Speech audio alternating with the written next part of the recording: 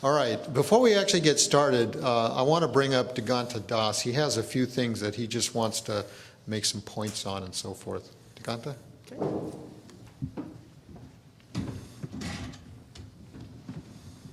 Thanks, Phil. I sprung it on him at the last moment because I thought everybody else will have it, and I will look the odd man out if I don't. But just quickly, these are not necessarily, I'm speaking on behalf of SAE or somebody. I am part of the SAE, some of the development activities, and some of these points I make to the group, but I think I just want to make to the panel also. Number one is, if we go too much in the way of certification of many different levels and many different types, we may end up having too few laboratories who can do the task, and that's not going to be good. Something like what Keith was telling earlier, that if you work with only one lab, you don't have a second opinion to go to. So we don't want to make it in a manner that we put in 7 different types of requirements and then end up having 5 labs in the whole country who qualify for all of them. Another one, which again, nothing in the current process stops it, but I just want to make the point that we want to encourage it, because if you saw the list that Sultan showed in the morning, all the different items in the laboratory that we are looking at, there again, we need to have a way for laboratories to do the work in a group manner, because there will be cases where tools and personnel available will not be all of them in the same lab. Let us say we require both high-level electrical testing and also high-level material characterization. It's very unlikely that we will have physically one lab having both. That's another point. And next one, that's more of a selfish item to put in. For many laboratories or many laws, there are these cases when states can get a waiver if they can show they're achieving the same results. So if a test laboratory or some group can show that I can do a different level of test, which is not necessarily in the test process, but it's going to be as stringent, that should be in some form an option remaining in the standard. Now that's something for Phil to make a executive decision on, but that's for one of the points I wanted to make.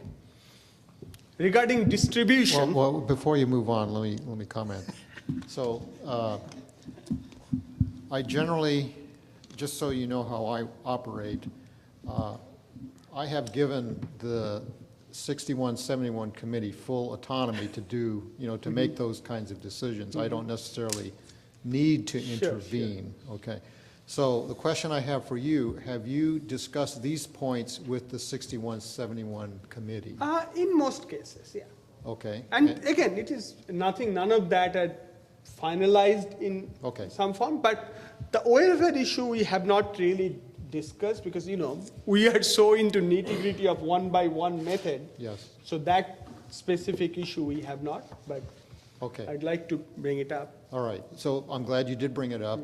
Keep me advised on the progress of those points as you go through the release of 6171. Also, I would just like, never mind that. Go ahead. I'll let you continue. Okay.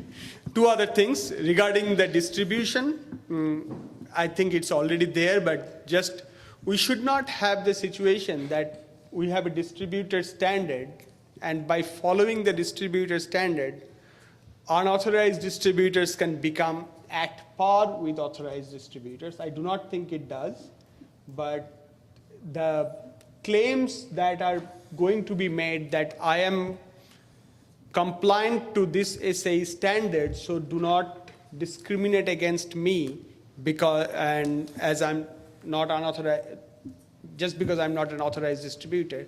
Some distinction there may still have to remain. Final one, it's not just SAE, but I'm getting this lot of emails of trainings and things that people are claiming to have standards and particularly certifications as per that standard.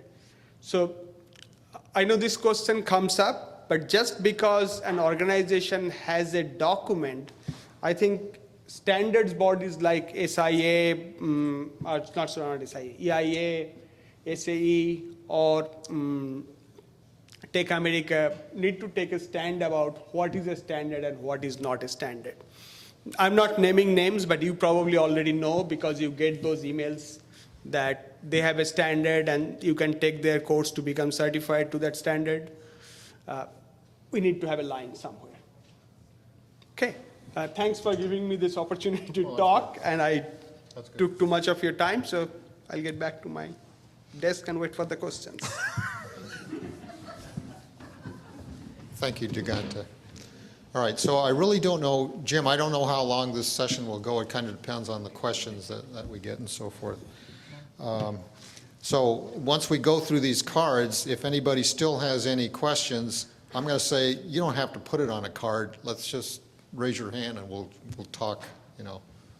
But I would like to have it on the card because what I would like to do is have the questions posted perhaps on the counterfeit portal. Ah, okay. All right, that's fine.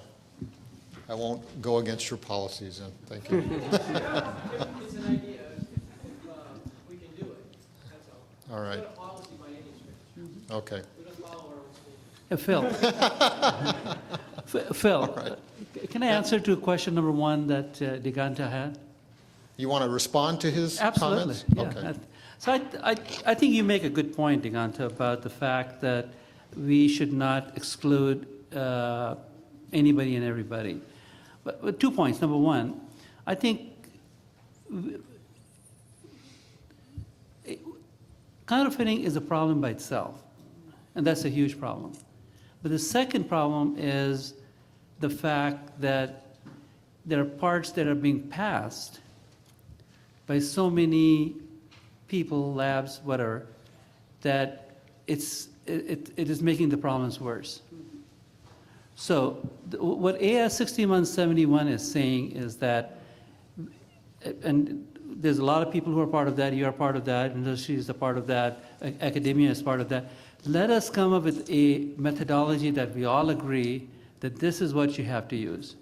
Now, I agree with you that a lab will be the best in this class for electrical, but they may not be the best in this class for SCM or something like that.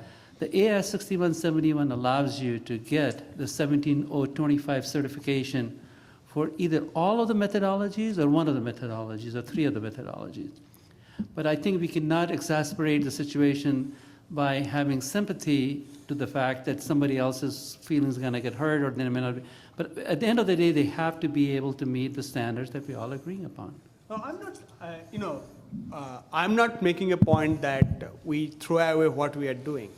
My only point is that if we end up having too few labs who can do all of this, that's not a good, it's not a question of hard feelings, but it will not be a good situation. So then I think that the problem is with the standard.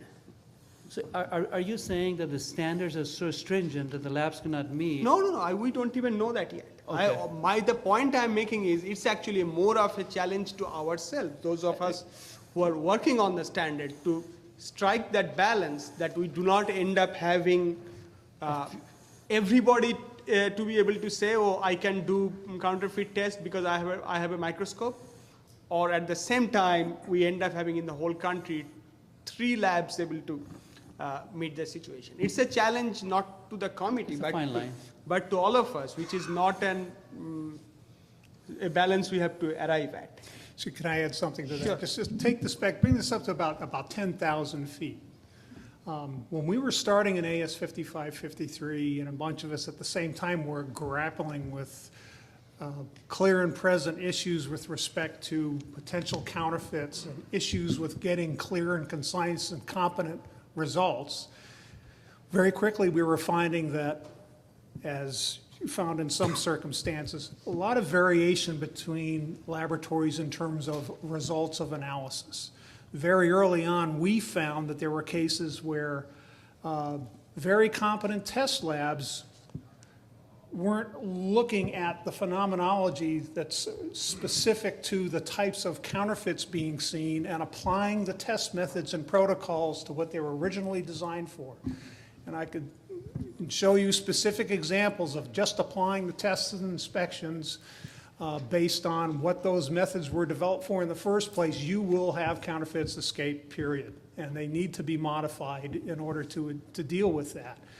There was an element that was identified as a part of the commerce study that one of the next pieces they wanted to touch is because of the data results they got back were pointing to weaknesses and inconsistencies with respect to test laboratories, it became an issue. And very early on, as a part of the 55-53 activity, that was identified as an area, gee, we're going to need to have a focused activity with dealing with identifying what specific techniques and methods are suitable for identifying what phenomenon associated with counterfeits and identifying what it takes to know what you're doing when applying those tests. And that's fundamentally what that activity started as being. It was not intended to be, we're going to set up an exclusive club of a handful of labs, okay, to keep them busy. No, this is about understanding the problem and identifying what is needed for people to be competent in doing this work,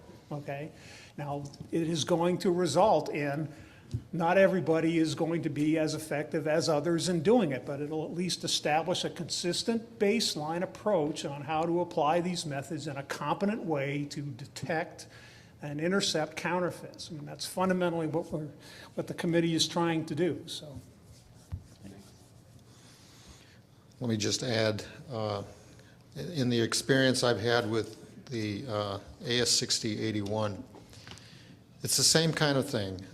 We know that, I mean, it's been 3 years we've been working on the development of 6081, and it admittedly hasn't been easy, particularly working with distributors and so forth.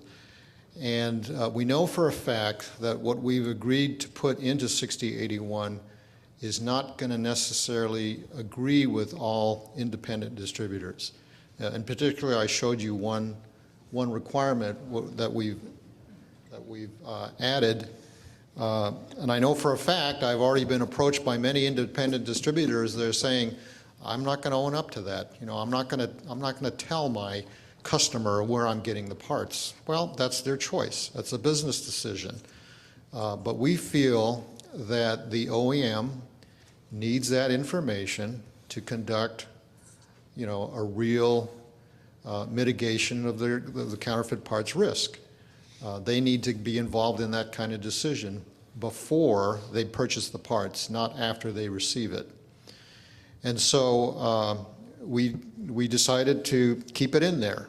And frankly, during the balloting process, I actually received a call from an major independent distributor who said that, I'm okay with 6081, but I can't agree to that, so I'm not going to vote. At the same time, however, I'm not going to vote against it. I'm not going to hold up everything if everyone else agrees. And so he did. He did that. He just did not vote at all. Now, it is true, I guess we really won't know till it actually gets out on the street, but how many distributors will actually become certified to 6081, we really don't know. That will be determined over time. My guess is that there may only be a few in the beginning. However, when other distributors see that they're enjoying probably a good part of the business, other distributors might change their mind and step up. But we really have to work together, and be consistent in order for us to solve this problem. If they keep doing business the same way, it's not going to help, So, okay, so let's start with the first question here. This is addressed to the panel. Does the SAE Counterfeit Part Portal have a listing of all known instances of counterfeit parts? If not, does such a listing exist? The answer is no, and I don't know.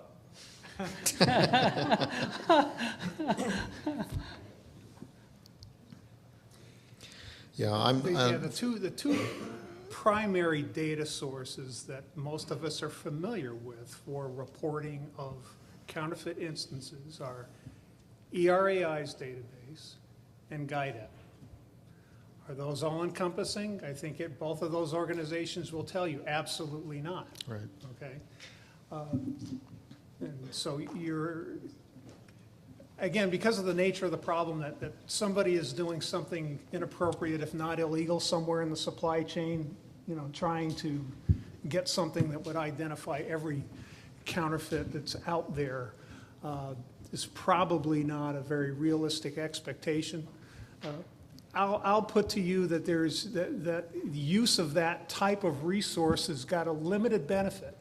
If you're going to use it to identify, gee, if this part number is not on this list, I can buy it from anywhere and I'm not going to have a counterfeits problem, think again, okay? That is not going to work that way. And there have been some large companies who have depended on resources like that for that purpose, and things have not gone well, okay?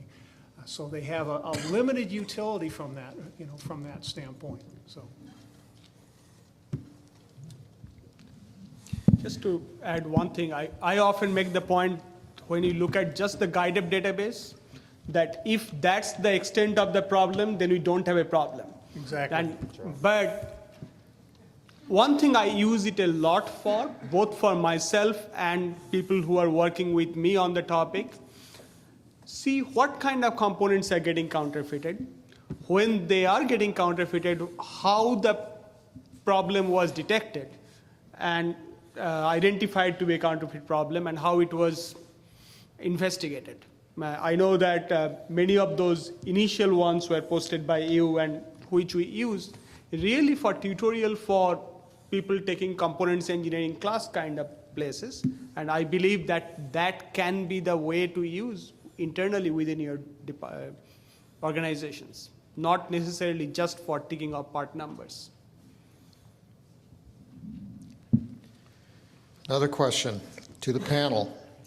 Still not clear about the role of IDEA Standard. Many test labs reference to the standard as being compliant. I don't know what that means unless they're talking about 1010. It's too bad Deborah Eggerman isn't here to help answer the question. Yeah, We're referring to the president of IDEA, and somebody correct me if I wander off into beyond facts here, but the IDEA is an organization which represents primarily independent distributors, okay?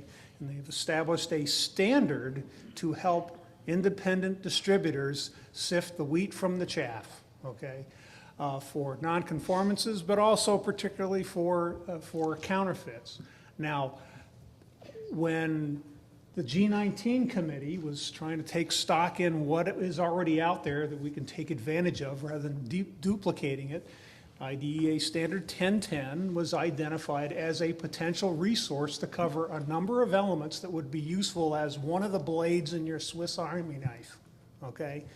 But the role of that document, as I see it, is for the purpose of doing what Sultan talked about in terms of rather than dumping and driving right into electrical test and getting into the expensive stuff, do some of these other examinations which can pick off some of the obvious stuff really quickly, and you can avoid a lot of cost and time and hardship and killing yourself with long lead times and costs for doing electrical testing.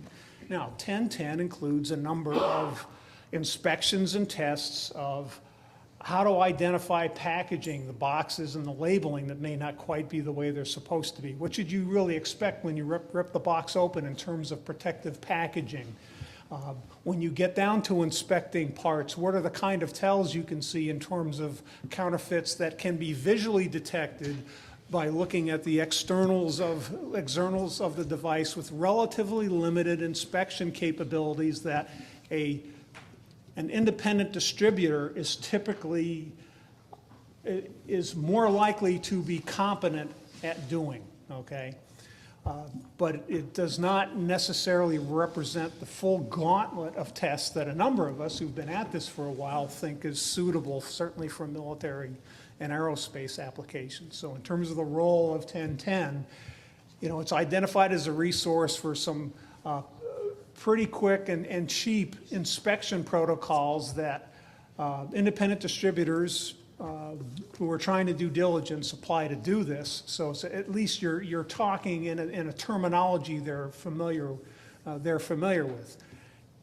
Is it sufficient to address all the concerns that you need to be worried about in terms of intercepting counterfeits? Well, not all of us think that that's the case, but it's a good foundation set. Henry, I would add that we should also recognize an industry reality. The authorized distribution channel or authorized channel is unlikely to support IDEA standards because it's a competing business model. And though it does have technical merit, there's no doubt, to require IDEA or ICE 3000 certification from your authorized supply base will probably not be successful. Now, it is not clear from this question what standard they're talking about. I'm assuming it's the 1010 standard. The ICE 3000 is actually a personnel certification process, if okay, all right. So it probably is the IDEA 1010 standard. But the other thing is they're saying test labs are referring to it and say they're being compliant. It's an easy thing to say that you're compliant. Anybody can say that they're compliant. Well, and there's no assessment criteria for that. Right? Exactly. I mean, they're not an accredited standards body, you know, so there's no verification method. Right. There's no independent third-party Right. audit, you know, or certification process associated with it. But I think, Bill, what they mean was compliant is that, what they mean to say is that I have visualed the devices using the IDEA 1010. That's different. That's That's different than saying I'm compliant. I understand that, but I think this is just a terminology issue. The reports that I've seen says, you know, it has been tested to that standard, but I have not seen the compliant, but maybe there are people who No, do. but there is another type of compliance that Eggman's organization does is she does do training and exam and give certification to individual inspectors. So the inspectors can call themselves, I took the exam as per IDEA 1010 and I'm certified by IDEA to use the standard. Yes, I So think. that will be a truthful statement. Yeah, I think that's the ICE 3000 certification. That's a personnel certification. Yeah, that's a personnel certification Yes. that they have, and she actually does give tests. People Yes. are given parts there to identify the defects that they're supposed to identify. Right, Yeah, so so- when someone approaches you saying that they do things that are compliant with 1010, what you also want to see is proof that they've Proof that they actually did. actually demonstrated that capability through the group that developed the standard. Right, so in spite of all the, you know, the faults or difficulties about 1010 we're talking about, we still feel it is a useful document. We actually cite it in 55, 53, and 6081 as a reference. We also have indicated the ICE 3000 certification training as one of the training tools in the personnel training section, you know, and so all of these are actually good, but again, they're just cited as possible references and so forth. So, next question, looks like this one is for me, a process question.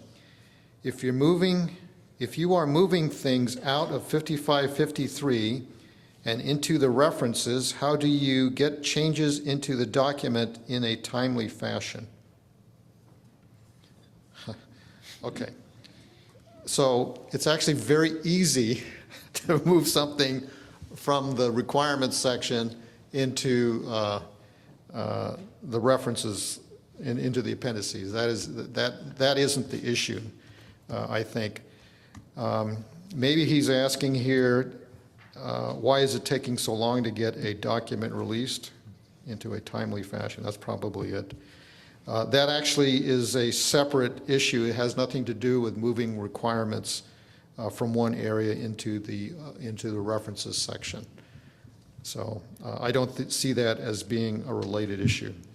Any of you guys have any comments on that? Not me. Okay. The time it takes to get a standard out, it depends on getting consensus on the requirements to go in the standard. That's right. That's the the issue. hard part. Yeah. Yeah, so if you're removing requirements and putting them in references, it should be easier. I think it might be useful for those who haven't been involved in standards creation to understand that it's not the same as developing an internal process. It's very consensual and can take quite some time to reach a good agreement amongst the entire body, That's exactly right. which gives it great acceptance when it's completed, but it's not nearly as fast as something that you could do within your own organization. Right, and that's an important part of an organization like SAE maintaining its accreditation standing, which is very important for customers in terms of whether the standards mean anything or not. I mean, that's very important. Unfortunately, you know, I mean, quite frankly, we talk about AS 5553 taking a year and a half to get out on the street, and folks were impatient, but that was very fast in comparison to other standards activities. Jim, I have a question. This question is directed to Nick Torelli. Right, that was, No, you wanna keep that? this is another one. Yeah. Oh, it's another one. Yeah. But let me just, I'll put the question out anyways to see if anyone else has any comments on it. If an OEM or an authorized distributor upstreams the part in accordance with established industry standards, is that considered to be a potential counterfeit part? The word upscreen is in your counterfeit definition on one of your slides. This is apparently on Nick Torelli's slides. Well, Anyone want to comment on that? I'd make a comment.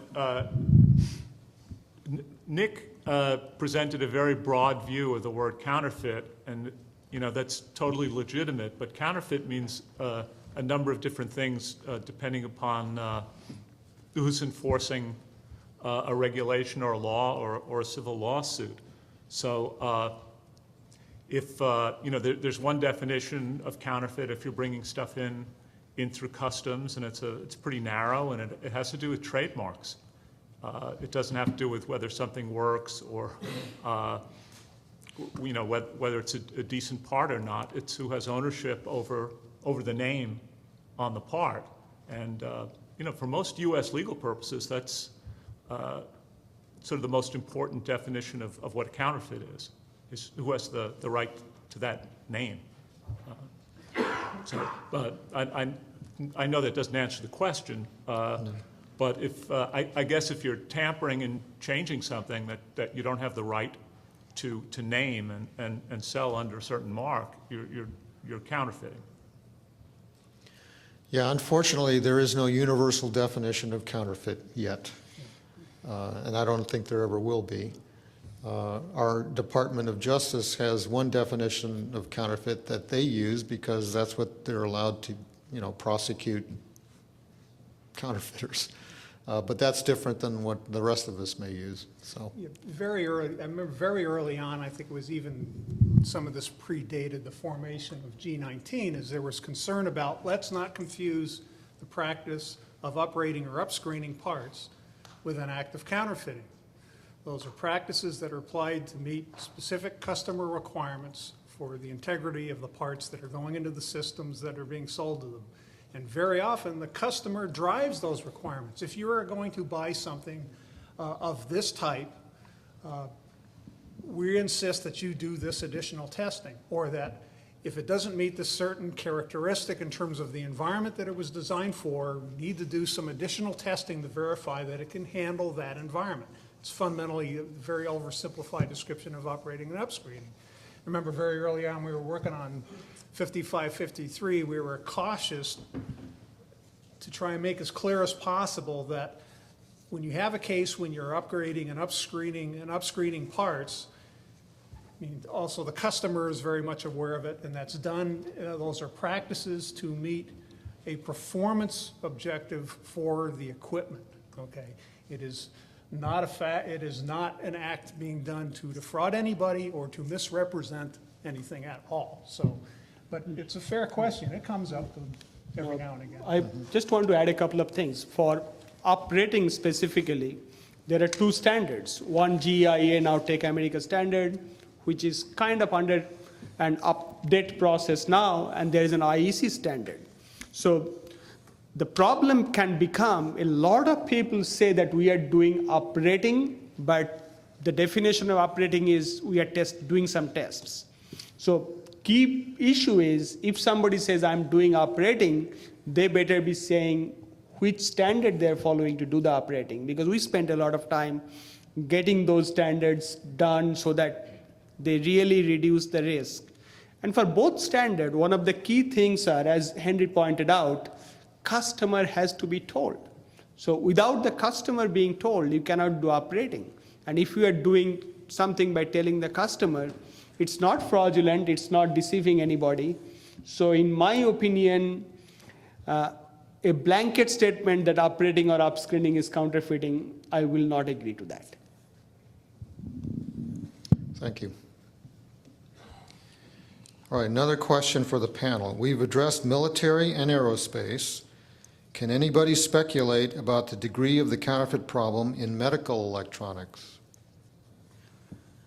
I can.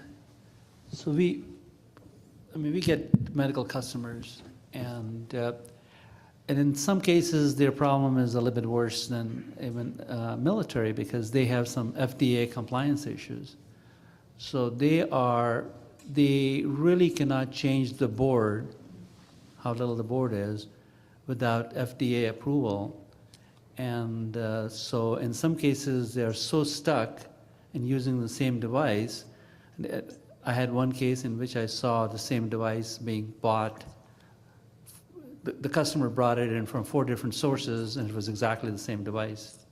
So it's a big problem they have. Yeah, and let me say that the standards we've developed, even though we're developing these standards under the auspices of the SAE Aerospace Council, that doesn't necessarily mean that these standards are restricted to aerospace usage. So these standards certainly could be used, for other high-rel, military, medical, kinds of applications. In fact, I think in 6081 I'll have to check, but I think we even actually added the word medical in there. I will second what Sultan said without going into details, Yeah. but yes, we are seeing a lot of concern that they have. And overall, for them, it's a problem for like anybody else. Just their number of places they can purchase component from have dwindled so much, even compared to aerospace. Their component engineers are really in tough positions. All right, SAE 6174, published in May 2012, is cited in draft DoD guidance requiring a prime contractor to apply a counterfeit risk mitigation system to all critical application items, CAIs, and references many of the definitions speakers have asked for today. What do you see as the role of 6174? 6174, for those of you who may not know what it is a standard which was developed by the G21 committee. The G21 committee was formed when the G19 committee refused to develop a standard on non-electronic parts types of things like material, blankets, tennis shoes, things like that. Basically non-electronic. When we first sat down as the G19 committee, we had the discussion on where our focus would be. And we felt that the biggest threat was in electronic parts. And so we decided to only address counterfeit electronic parts and not get, bogged down with trying to address counterfeit material, and things like that. So when 5553 was released, we were asked to consider doing the same thing, but for material. Well, we decided we couldn't do that. We were still too busy with electronic parts. And so Wayne Moss from the Navy, I think, stepped up and decided to chair the G21 committee, and they developed this AS 6174, which is based also on 5553. If you were to pick up a copy, you would see that it is similar to 5553 to the extent that they even use some of the same terminology in the supply chain. Well, unfortunately, the G19 documents are focused on electronic supply chain, and it doesn't necessarily translate to, non-electronic supply chain. So it's a little confusing sometimes. I think there's still more work that needs to be done with 6174. I'll leave it at that. Does anyone else have any other comments on 6174? So, well, one thing to keep in mind is the memo from Mr. Kendall that we spoke about earlier that was issued in March does not focus on electronic parts exclusively. So depending on where things head, there may be a more imminent need to look at 6174 as the standard to look to for counterfeit item avoidance in terms of non-electronic parts. The main point to keep in mind is identification of applications and types of commodities and the types of risks that they present. And that, in my mind, is still a bit gray in terms of how you actually implement that. But the intent of the standard was to cover items beyond the electronic components arena. And we'll probably see requests and interest from customers to go beyond electronic parts in some cases.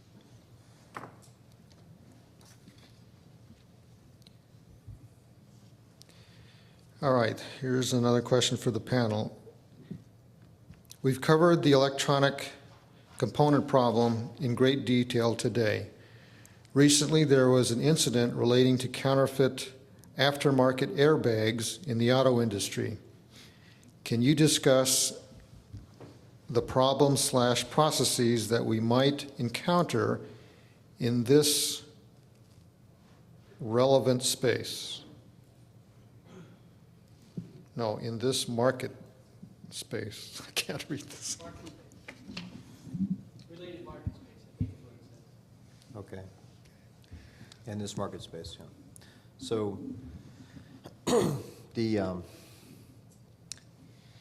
from our experience with the automotive industry, they certainly have some very high standards, traditionally operate very much within a direct business model, and their overall, my understanding in listening to some conferences that they've had discussions of counterfeit product is that they, in general, the automotive sector is behind the aerospace sector in recognizing the issue. They generally do stick more tightly to the authorized channel than aerospace in general. But certainly an opportunity like an airbag or a catalytic converter, both of those are products that are frequently in the aftermarket suspect, that issue can come up. But in general, my experience has been that the automotive sector is a little bit lagging behind the aerospace sector in recognizing the issue. It'll be interesting to see what comes out of the case studies associated with this, but based on the media pieces I've seen, these were not products that were acquired from the original manufacturer of the airbags or their authorized dealers. It'll be interesting to see if there are some subtle and scary nuances in supply chain that differ from what we're used to dealing with as far as in the components arena. But again, most of the reports we tend to hear about associated with counterfeiting says, if you stick to the original manufacturer as your supplier or their authorized dealers or suppliers, your risk of taking in a counterfeit goes down to the floor, okay? And so as, generally speaking, I think, you know, a number of companies, at least at the size of the company that I work for, have kind of taken the posture of, okay, for, generally speaking, for everything, we really want to focus our buying activity on original producers and authorized distributors, and I stay away from the problems. But the issue is there are areas where you can't do that, so that's where you get into the risk mitigation process, okay? I guess if we start seeing a rash of incidents that indicate that authorized distribution and OCMs are a problem, we really got to rethink. But I'm not sure we've seen any data to tell us that just yet. I would say if the airbags are coming in from overseas, this is one where you get a lot of government attention, and there's a way to keep them out. And I'm sure the auto companies will take some action to try to do that, to protect their reputation and deal with, you know, potential liability issues. But that's one that that probably not a lot easier to keep out, assuming it's coming from overseas, than the kinds of products, you know, that most of you folks are concerned about.